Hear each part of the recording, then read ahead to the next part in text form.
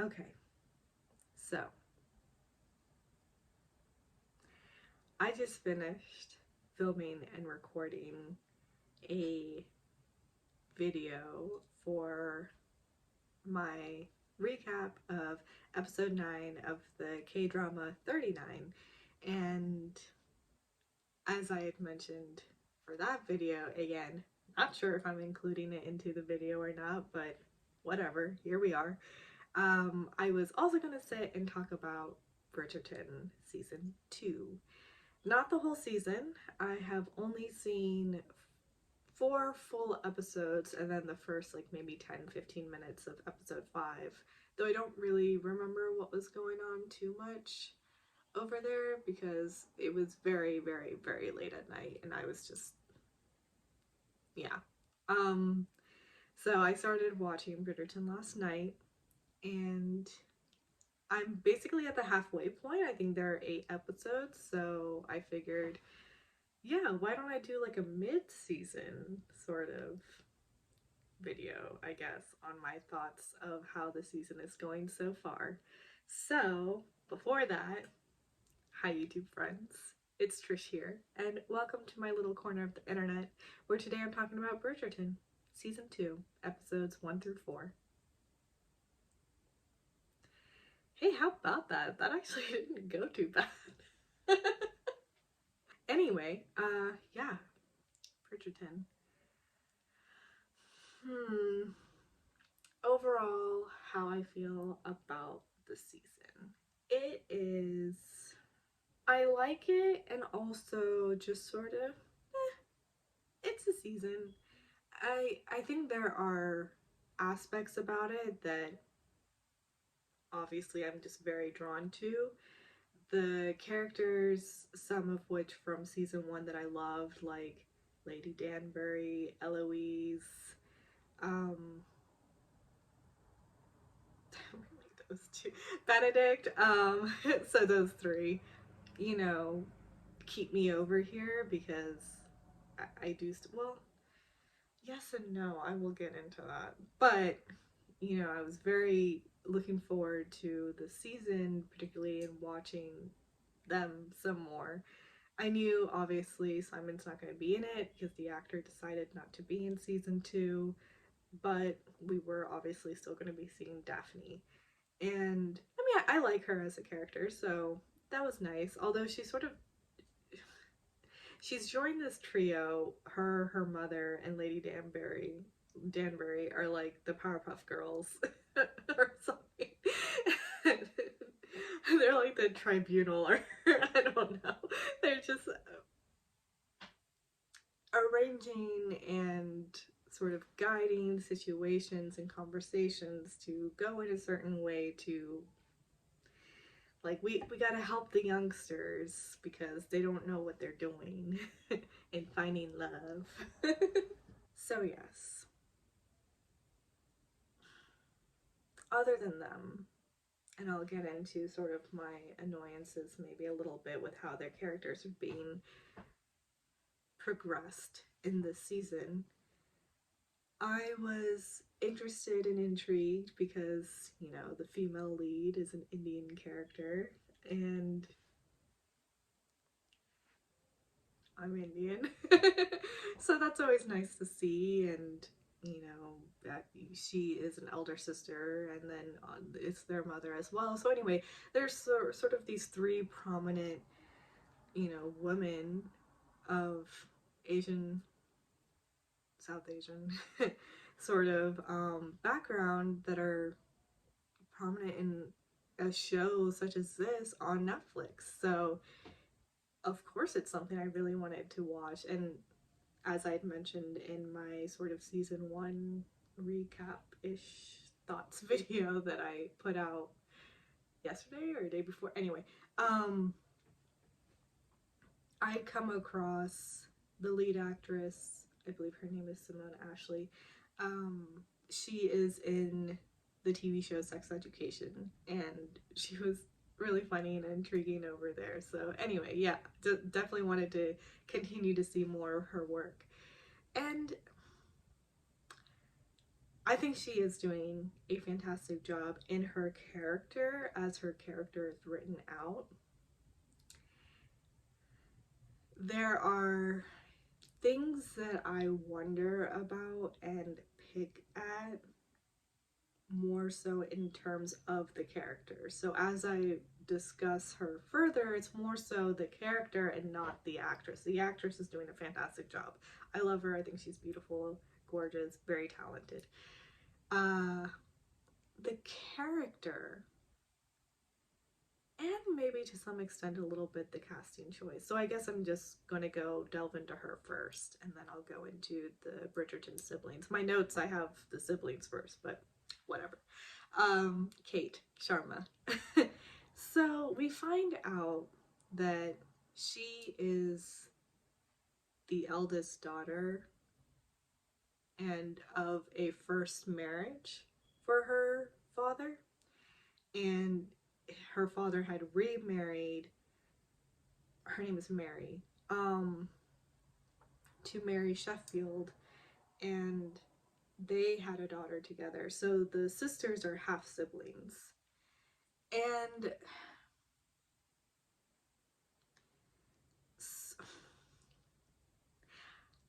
I generally don't know how to broach these sorts of topics and really speak at length on these topics, but they are topics or things that popped off in my mind. So I feel if I'm going to have a channel and do these sorts of videos and talk about it, then I should make mention. So colorism. It's prevalent, and in a lot of Asian countries it's very highly desired to be light-skinned. There are products to lighten your skin tone, Fair and Lovely. So yeah, there's a privilege that comes with that. So the reason why I'm bringing this up, because obviously Kate Sharma, or the actress Ashley Simone, is a dark-skinned goddess.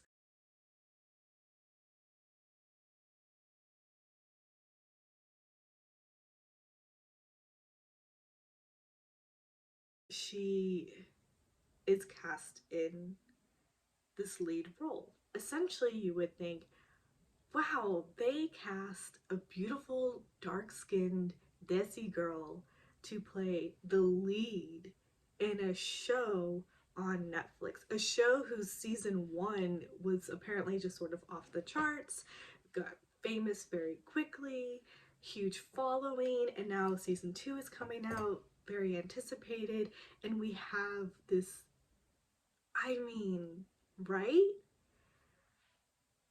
But then I hear the story and how she comes from more humble beginnings. Her father was a clerk.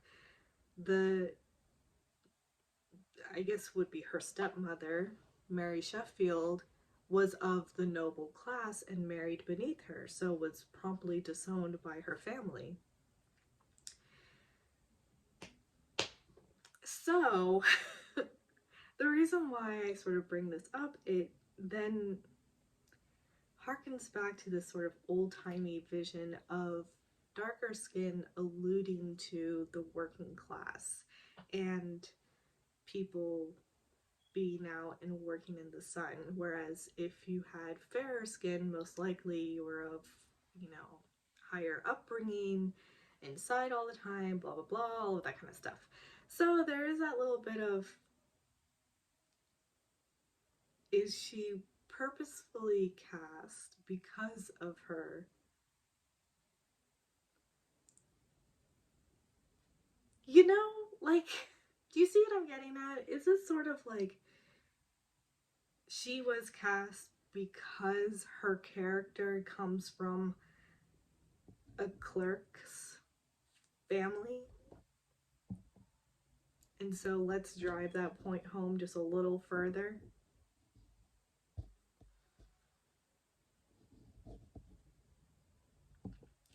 Someone had to say it. I'm sorry. It's a thought that crossed my mind, so I'm gonna say it. Yeah, that was You know, and the younger, oh, I should probably look up her name. Oh my goodness. I haven't looked up any of the stuff, and I don't have my iPad over here where I can do that while on here. So I will write it in, and I apologize for not being more prepared. I just got really excited. I wanted to just sit down and talk. She's also beautiful, very bubbly, sweet, just like the sweetest disposition. And but she is lighter skinned. The mother also lighter skinned. So there's just this very, and part of the story as well is Edwina is the younger sister's name. Her grandparents, who are of the noble class, is her mother's parents, have written, and so her mother and Kate know that if she marries someone from a noble family, or noble meaning like just high class society, I'm assuming, then the grandparents will cover her dowry fee and will accept Mary Sheffield sort of back into the family and take care of her. So Kate, you know, it's obvious that Mary has raised Kate as closely as she has her own daughter. Like, they are her daughters, both. So Kate, you know, is very much, okay, she has to marry someone from the noble class. We're going to England. They had spent every penny they had left to make this trip so that she can choose her husband from the noble class so that both of them will be taken care of. But Kate and the mother still want her to marry for love, so at least there's that. Which is why they've hidden this fact from Edwina, because they know if Edwina knows, she will just marry any noble person, regardless of love. And it kind of seems, not that it's regardless of love, but Edwina's character, you know, is commented quite a few times by Antony as being quite sensible, you know, quite practical. So it doesn't even seem that love is high on her agenda. It's more of, or, you know, requirements for a match. She's just looking for a gentleman, someone who is nice and kind, will treat her well, and will do his duty as man of the house and her husband. And heck, it'd be great if he's handsome. But essentially, it's just, no, I mean, these are the things that you need and to have a happy, successful marriage, and that's really all it comes down to. So really, it's just the mother and Kate who are like, we want you to marry for love. And she's just sort of like, oh, you know, oh, it'll be fine. So anyway, it's just, those were two things that I don't know. Food for thought. But anyway, let us go into, okay, so I've already mentioned that some of my favorite characters that I was looking forward to following their story more is Lady Danbury, Eloise, and Benedict. I really liked their characters in the first season. I wanted more. This season opens up, and you got an initial feeling that Lady Danbury is just this older woman. We find out in this season she's a widow, and I don't know, maybe we knew that before and I just didn't catch on, but so she has loved before, it's just her husband passed away and now it's just her. And anyway, so she's gotten to this place in life that she just don't give a shit what people think of or say towards her, and that extended to the queen even. And so we noticed that in the first season, but apparently in this season they do appear to be more like friends. And they're discussing choosing who the diamond is going to be for this season.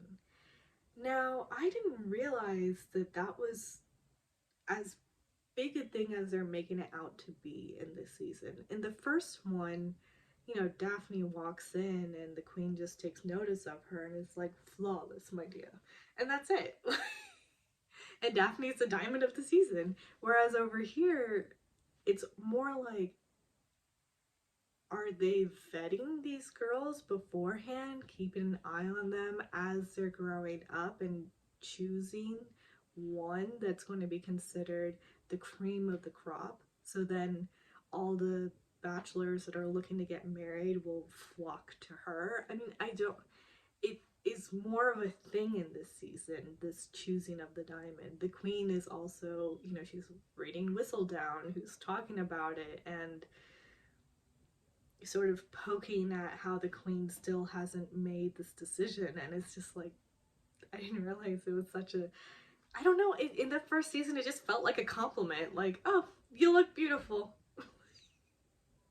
And that was just, and you could understand the weight of that, right? The queen is watching all of these ladies, and then for one she gets up and makes this comment. And I thought it was just as a result of that happening, Daphne was named the season's diamond. Not that the queen is, in fact, going to choose someone to be the diamond. I don't know. I just, nuance. So, yeah, Lady Danbury's character over here is, she's sort of working, I guess as she did in the first season. You know, she's trying to make these matches happen. But so she is sponsoring the ladies as they come from India, and there's something going on between the queen and Mary Sheffield. Like, the queen feels snubbed. We don't know the details over there, but she's upset that Mary had left without saying farewell, so I guess maybe they were close friends. I don't know. There's an animosity over there. And after Lady Danbury learns of the situation with Edwina, she then sort of tries to manipulate the situation for the queen to choose Edwina to be the season's diamond. And the queen calls her out on this. And it's just like, I feel my strings being pulled. Love the way that was phrased, by the way. And so, but she does end up choosing Edwina to be the season's diamond, but her motives are, Edwina is new over here, so she doesn't know about all of this Whistledown stuff. So she's hoping to figure out who Whistledown is through who talks to Edwina to get information to write about. So yeah, it's her little plan to figure that out. But Edwina does fit the part of a diamond. She's very, I mean, she's just highly educated and has many talents, has a sweet disposition, is, you know, kind and nice and polite, and just says the right things. Like, Daphne even says this, like, she is a diamond.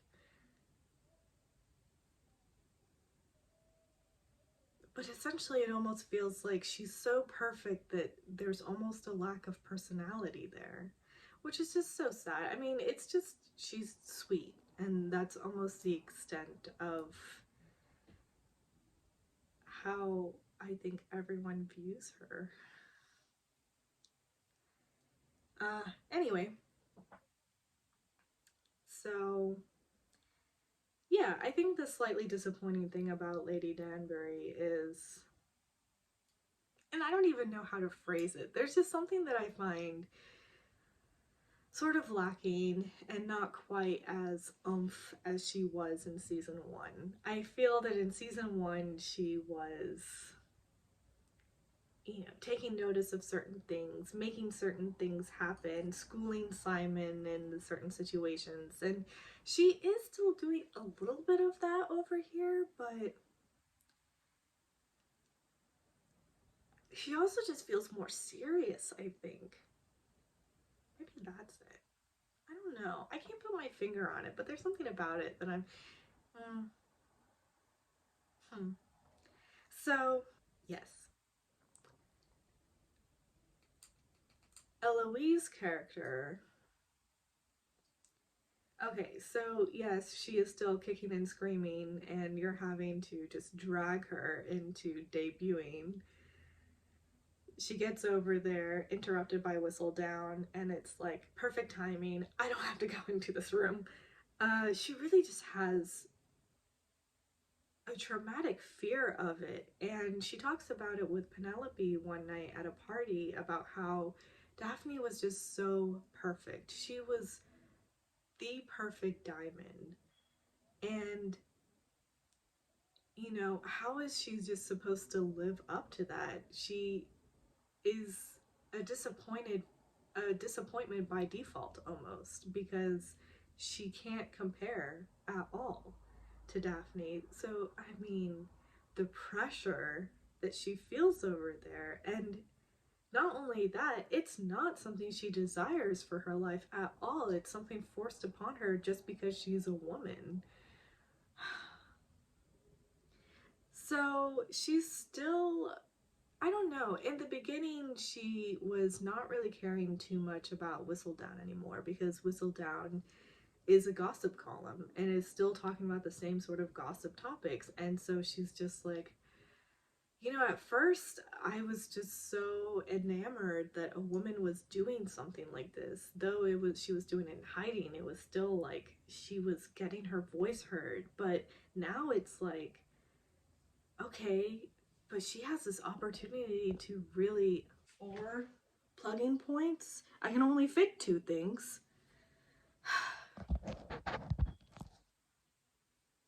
Sorry.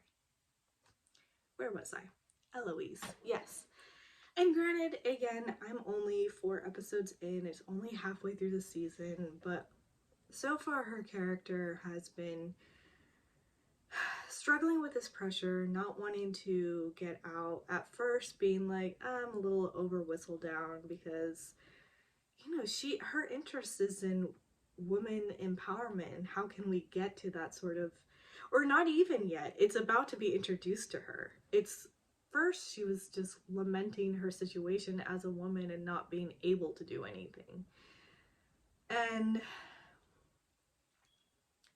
I don't know what sort of ignites it back for her, this whole wanting to discover who Whistledown is. I think she just noticed the type of paper, and that reignited it for her, sort of the thrill of figuring out, like, okay, now it's just, I want to find out who she is and maybe tell her, like, to do more with her column and not just write gossip.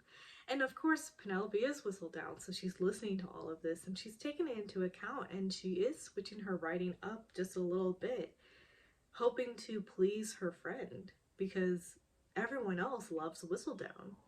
And, you know, that she is almost like preening her feathers a little bit and just puffing up because she's hearing all of these great feedback about her writing, except her best friend doesn't really care anymore. So,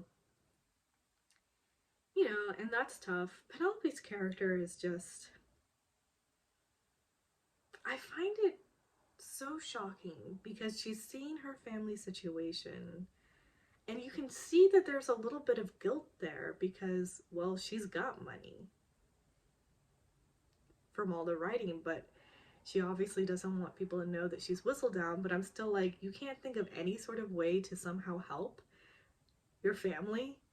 I mean, especially because she looks guilty. It's not that she's like, oh, well, screw them. I mean, they always treated me horribly anyway. So, and which is like, I do get. And in a way, it is sort of valid. So, you know, they didn't treat her warmly at all. But she did look guilty. So part of me is like, yeah, they're your family and they're struggling and you have money. Like, I understand not wanting them to know, but I have to imagine you would be able to come up with some sort of way to help your family situation. I don't know. So, the third character that I was really looking forward to, Benedict. He's now sort of the comic relief. And that's really upsetting. And I'm trying to hold on to this. You know, he's still pursuing his art, which I'm really happy about. He goes to Will's new gentleman's club that he's opened, which there was a comment over there about how, you know, Benedict is praising him for, wow, you put your like honest work and built this beautiful thing, and you're fostering like all of these connections that can happen through, you know, just meeting more people outside of just the noble realm. So yeah, and Will, of course, that comment touches him because, well, he threw the fight. So this is the other half of those winnings. He still has his half, apparently, because he made this wonderful gentleman's club. Anyway, Benedict meets an artist over there, and the artist suggests that he apply for this academy to pursue his art further. And he does end up putting in an application, and yeah, but it's just along the way, you know, he's just broing it out with his brothers, and he's freaking out so much about that application that Colin gives him some sort of calming tea stuff, which I'm assuming is some drugs, you know, and to get him high. And yeah, it's just, and it's not that it's not a funny scene, it is, it's just, I was hoping for more going on with Benedict. You know, he runs into Genevieve, I think in episode 1 early on, and so he's like, oh, you're back, so will I see you tonight? And you know, Genevieve suddenly is sort of like, I gotta focus on my work, which, awesome, I love that for her. But I'd like to know a little bit more into that, because she did seem to be interested in him. They had somewhat of a relationship going on in the second half of season 1. So is she maybe scared of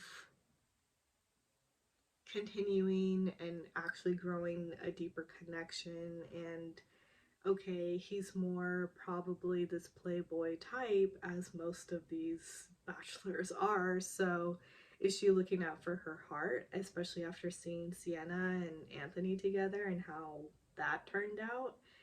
I don't know if that's the reason why or not.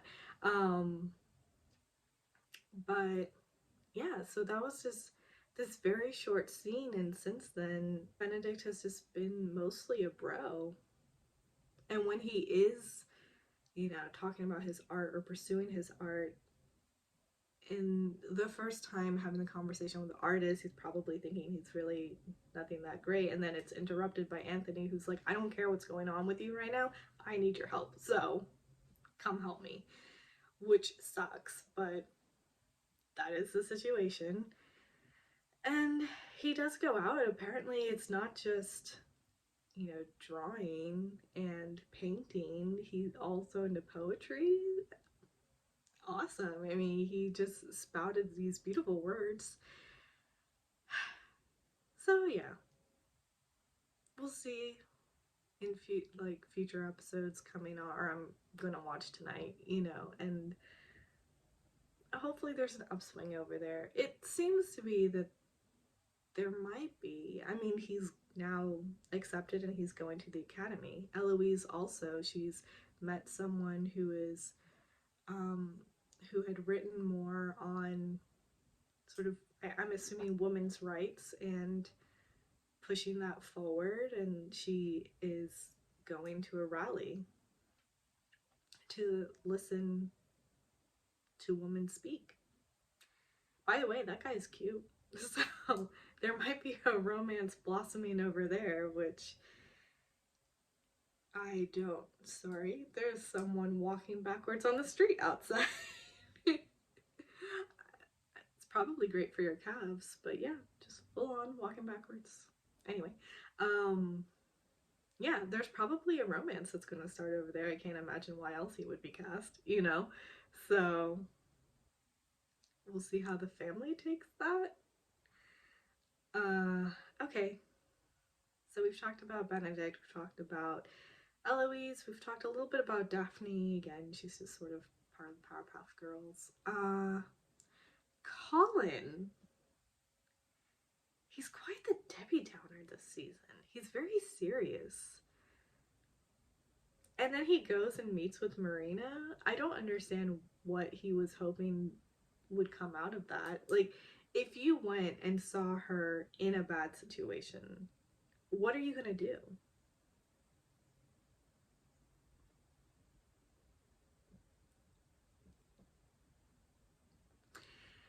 He tells her he's there to apologize, which, you know, and he does. He apologizes for how he treated her towards the end of their relationship. But yeah, you guys broke up because scandal broke out. If she is in a bad situation and you're thinking, ooh, I'm going to rescue her, that puts your family right back into the scandal market, does it not? So, what was his intention? And, you know, Marina even points that out. It's like, what are you doing here? I'm from your past. Leave me in the past. I am leaving you in the past, not even thinking that way at all. And you shouldn't be either. You should pay attention to the people around you who love you, like your family, like Pen. Like, she even drops it out and lays it down for him. And he's just like, Pen. So, anyway, that's annoying. But if these things weren't happening, we wouldn't be having a story, like a drama, would we? So,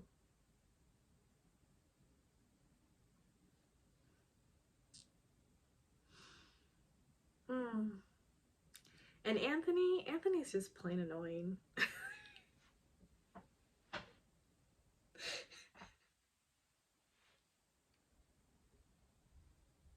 I'm sorry. He is. And I knew he was going to be by his speech at the end of season 1, where he's telling Simon and Daphne that, oh, you know, I'm just going to take love out of the equation and just marry somebody who fits the bill. You knew that he was going to be annoying this season. I mean, you can't approach marriage like that. I mean, there was a time where people did, though, right? So I guess it's not so far out of the reach, but yeah, he's so pompous about it and arrogant, and it's such a turn off. And you know, you really wonder, how is Kate actually growing feelings for this guy? Because I don't know, I just find him really annoying. And I guess that's sort of the thing, right? She is infuriated by him and he's infuriated by her, but there's also like this tension, I guess, that grows out of that. I don't know. I've talked about this before also. Like, I don't understand the whole arguments turning into sex thing in couples. Like, when I'm angry, I'm like, get out of my face. I don't want to see you right now. So, makes no sense to me. But anyway, there's, you know, obviously some sort of sexual tension going on over there. But yeah, you know, they're falling for each other. But of course, he doesn't realize he's falling for her until Daphne, again, has to point it out, just lay it out for them. And even then, you know, he's just like, what? No, I don't have feelings for her. And of course, he hastily proposes to Edwina because he's scared. Which, you know, they give this moment, and I think it was like in episode 4, I think, where you see a flashback of how their mother was after their father passed away, and how she was not just broken, she was shattered. And he watched her go through such a deep depression after his father died, and he does not want to do that to someone. Which, so initially that thought process wow, so, to say sweet or kind or considerate, like, doesn't feel enough almost, but it is, you know, he doesn't want to leave someone shattered like that. On the chance that he dies early or he dies first or whatever, then he would be leaving her in that sort of state, which is why he does not want to fall in love.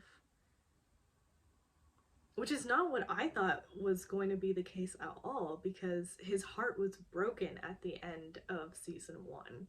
Again, don't know if he was actually in love with her or if it was an infatuation. He probably doesn't even realize he was in love with her, but his heart was broken. So I thought it was just I'm not going to even go over there because I don't want to feel heartbreak again. I thought that was going to be the reason, and now it turns out that he doesn't want to leave someone else in that state. But the thing is, no matter who you marry, you can't just eliminate feelings from the equation. Like, you can't.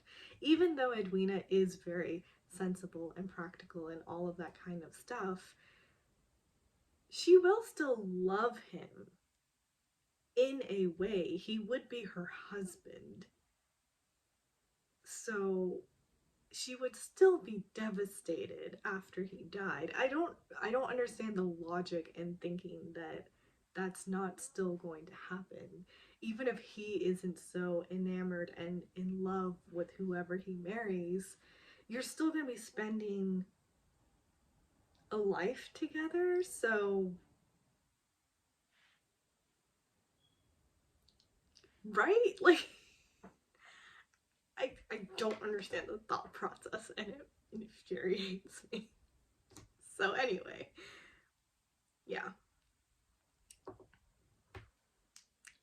think I hit everything that I wanted to talk about.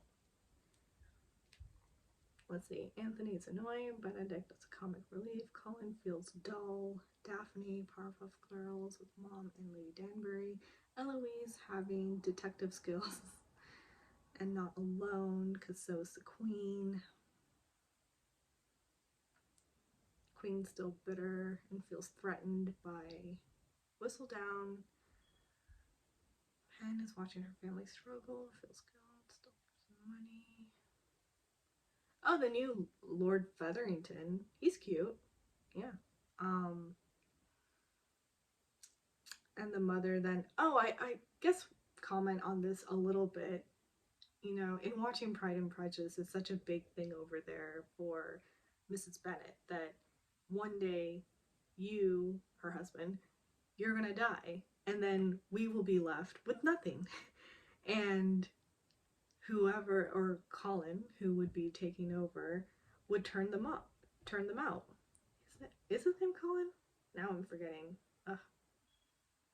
Or Tim? I don't remember.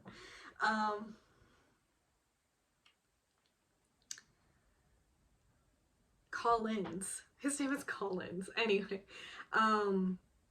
you know, she's thinking he's gonna turn us out.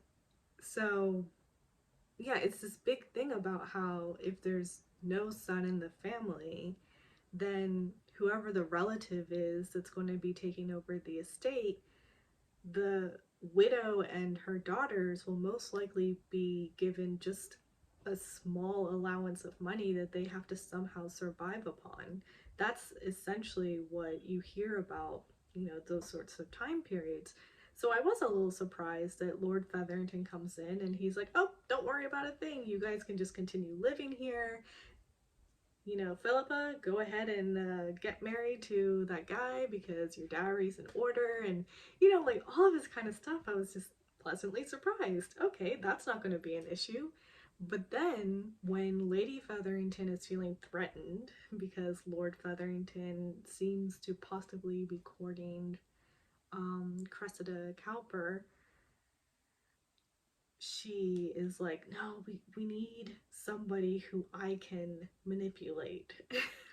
And she turns to her daughter, who is a little bit of an airhead, I suppose, and sort of forces a situation for there to be sort of a misunderstanding, and he's forced to then marry her daughter so that the estate stays within the family. Only problem is, apparently, Lord Featherington is broke. And he was actually pursuing Cressida for her money. So their situation isn't changing anything. Also, okay, so what's going to happen to the marriage of Philippa? Because apparently her dowry hasn't been paid yet. He just made a deal with the father-in-law, I guess, to be like, oh, don't worry, it's coming.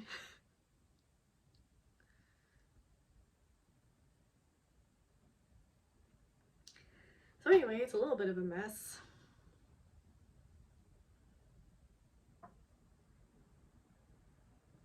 But hey, it's a drama. That's what we signed up for, right?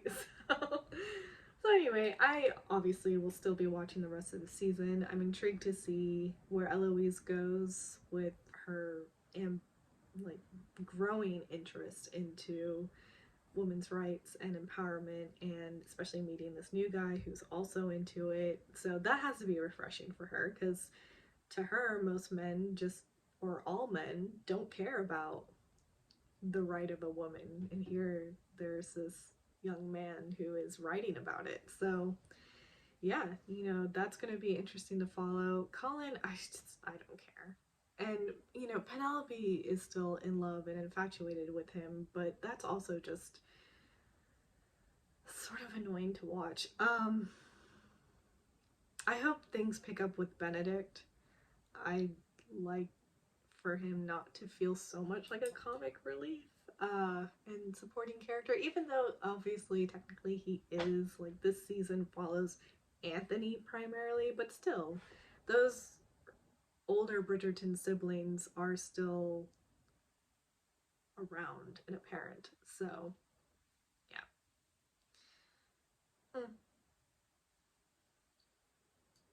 Yeah, that's Bridgerton season 2 mid-season check-in point. I think that's what I'll just call it. Yeah, that's about it. Doodles. I'm such a dork.